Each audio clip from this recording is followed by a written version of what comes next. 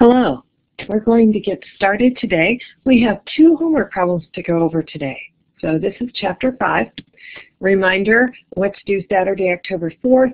All sections have Chapter 5 homework. Section 3 also has a regular quiz.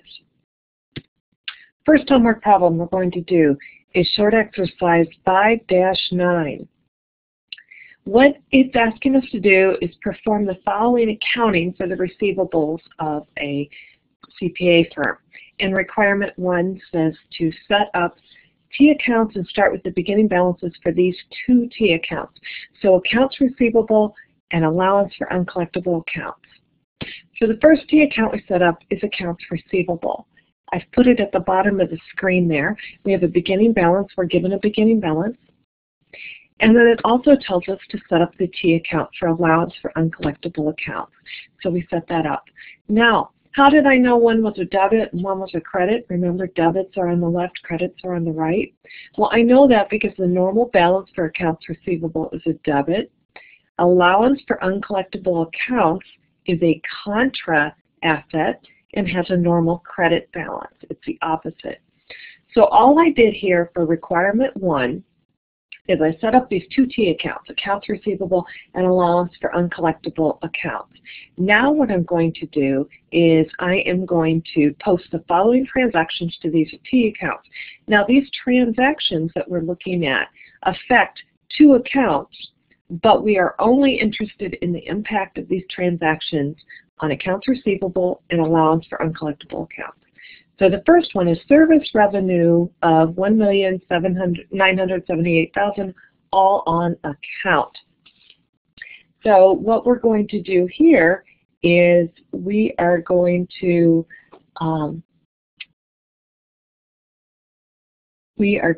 be putting in the service revenue on account. When we do service revenue on account, we would debit accounts receivable, and the other side that's not here is we would be crediting service revenue. But we're only looking at the impact of these transactions on accounts receivable and allowance for uncollectible accounts. So we're going to debit net sales to accounts receivable.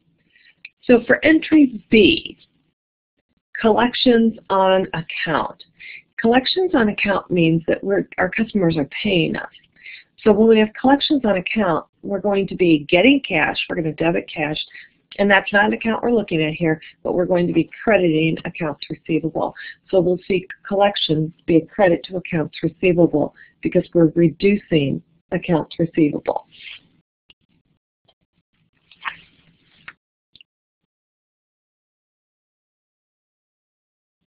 Now entry C, write-offs of uncollectible accounts. Now write-offs of uncollectible accounts, these are the accounts that we've discovered are not going to pay us. Maybe they declared bankruptcy, maybe they went out of business, but we're just going to take them out of allowance for uncollectible accounts and out of accounts receivable. So we're going to be crediting accounts receivable for the $29,000 and debiting allowance for uncollectible accounts. We're just taking it out of those two things.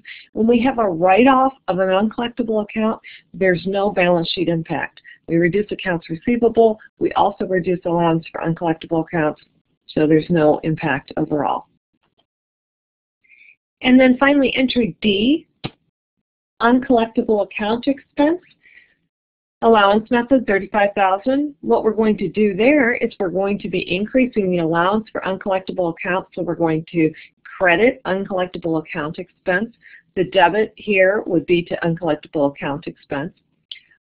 So we are going to be putting this uncollectible account expense.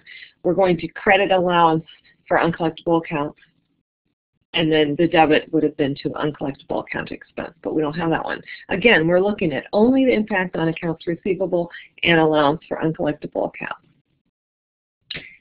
Okay, the next requirement states what are the ending balances of accounts receivable and allowance for uncollectible accounts. So all we're going to do here is figure out the balance of each of those accounts. So for accounts receivable, what I'm going to do is I am going to add the $303,000 and the $1,978,000 subtract the credits of $2,010,000 and $29,000, and I get an ending balance of $242,000. I know it's on the debit side or the left side because the debits are greater than the credits, and accounts receivable has a normal debit balance. So that's where I would expect to see that one. Going to do the same thing for allowance for uncollectible accounts.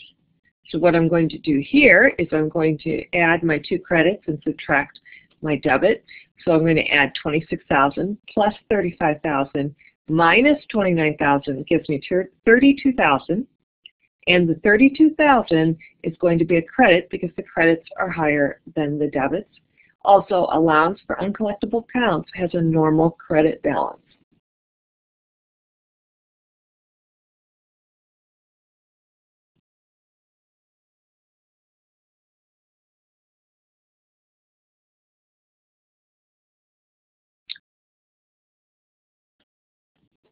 Okay, in requirement 3, show how Hawkins & Harris will report accounts receivable on its balance sheet.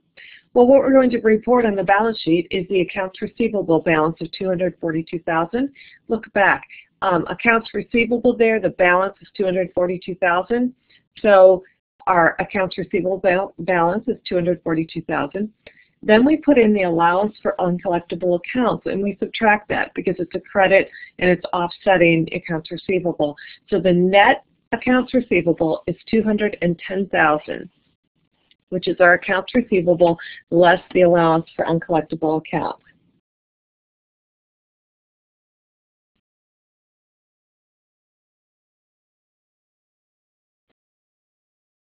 And that's it for short exercise 5-9.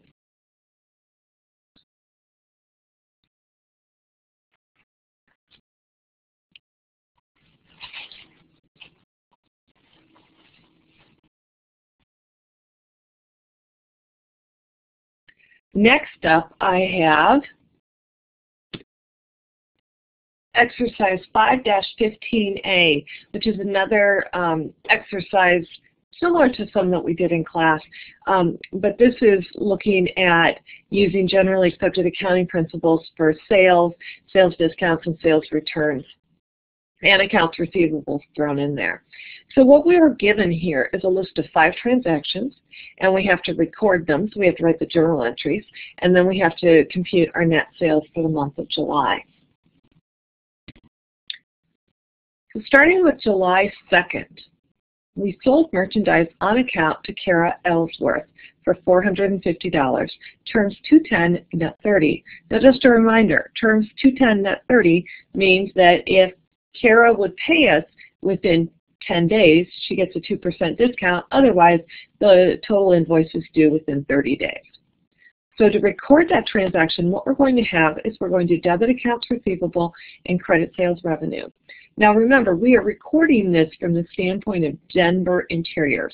So Denver made the sale, so when we make a sale on account, debit accounts receivable, credit sales revenue.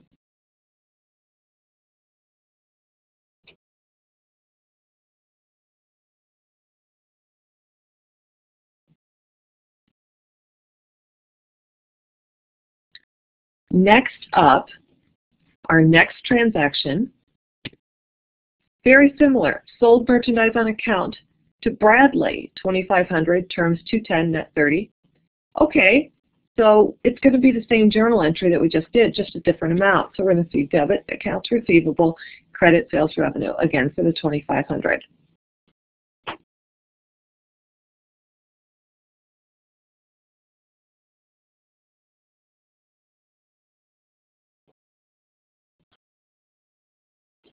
July 11th now, next up, July 11th, collected payment from Ellsworth for the July 2nd sale. Now, July 11th is 10 days within the 10-day period after July 2nd. So Ellsworth would get the 2% discount. What we're going to see here is the discount is $9. How I got it, the $9 is $450 times 2%. So the cash that Ellsworth will actually pay is $450 minus the $9, or $441. So we have the cash being debited because we're receiving cash. We also need to debit the sales discount for that $9 discount. And then the credit is to accounts receivable. We always need to credit accounts receivable for the total amount of the sale because we need to wipe out what Ellsworth owes us. Ellsworth doesn't owe us anything anymore. So we need to wipe out the entire $450, but we're going to recognize it as the cash portion, the $441, and then the sales discount portion, the $9.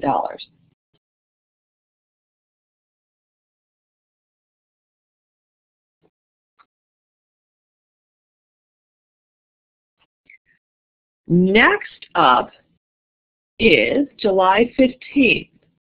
July 15th, Bradley returned $350 of the merchandise purchased on July 10th. Okay, so we have a return going on here. So what we're going to see here is we're going to debit sales returns and allowances for $350. Remember, sales returns and allowances and sales discounts are both contra revenue accounts. So they're going to have debit balances. So we're going to debit sales returns and allowances, and we'll credit accounts receivable. If you want a nice model of a journal entry for a sales return, this is it. If you have a sales return, you're going to debit sales returns and allowances and credit accounts receivable every single time.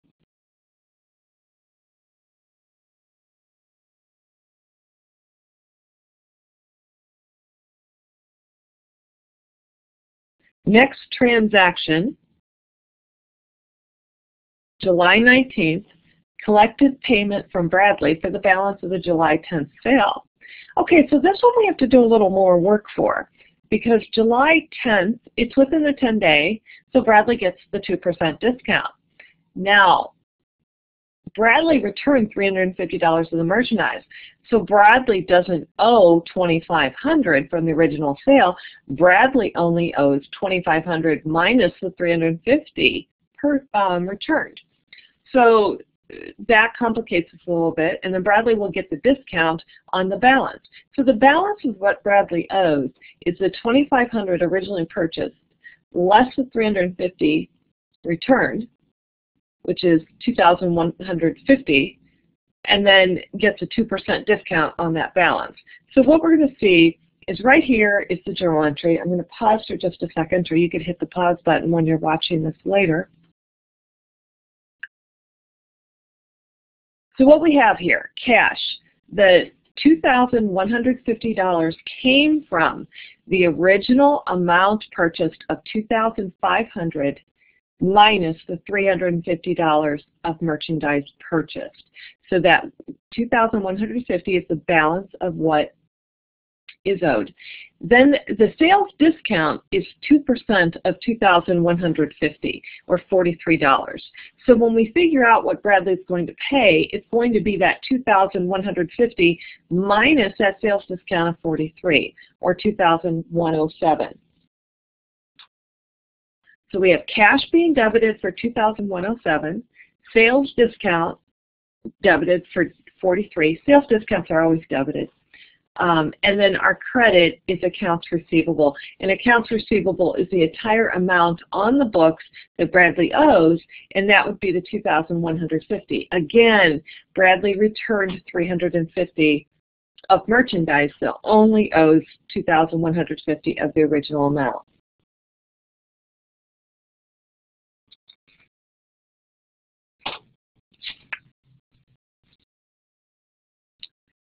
Now the next requirement on this one is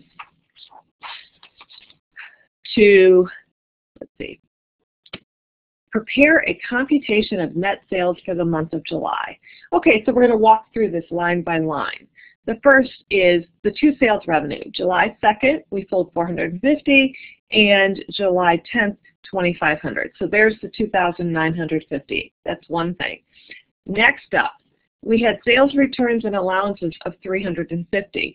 That was the transaction on July 15th.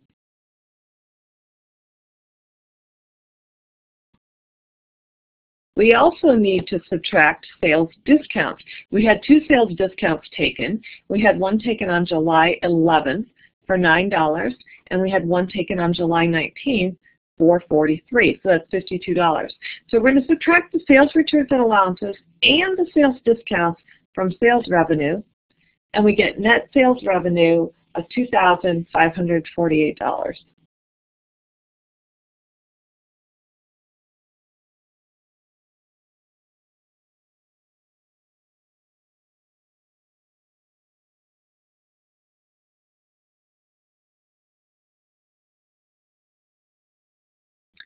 Okay, and that brings us to the end of this homework problem. So that's all the homework, that's all the exercises I had for today. And that should do it with the exercises that are on the homework.